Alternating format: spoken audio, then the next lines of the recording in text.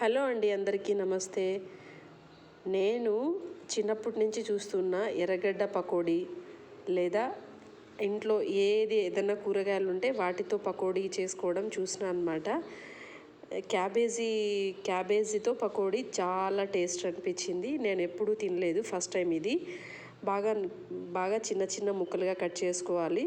కారం పొడి, ఉప్పు, కావాలంటే కార్న్ఫ్లోర్ వేసుకోవచ్చు లేదా శనగపిండి వేసుకోవచ్చు, గరం మసాలా బాగా మిక్స్ చేసిన తర్వాత పెనుములో ఒకదాని తర్వాత ఒకటి చిన్న చిన్నవిగా వదులుకోవాలి.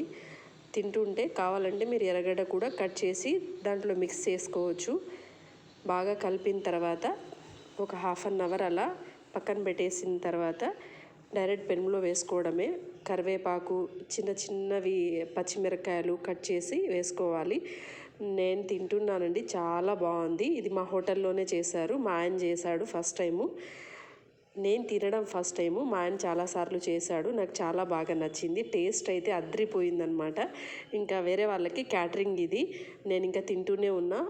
అసలు ఎర్రగడ్డ పకోడీ కంటే కూడా ఇది చాలా టేస్ట్ అనిపించింది.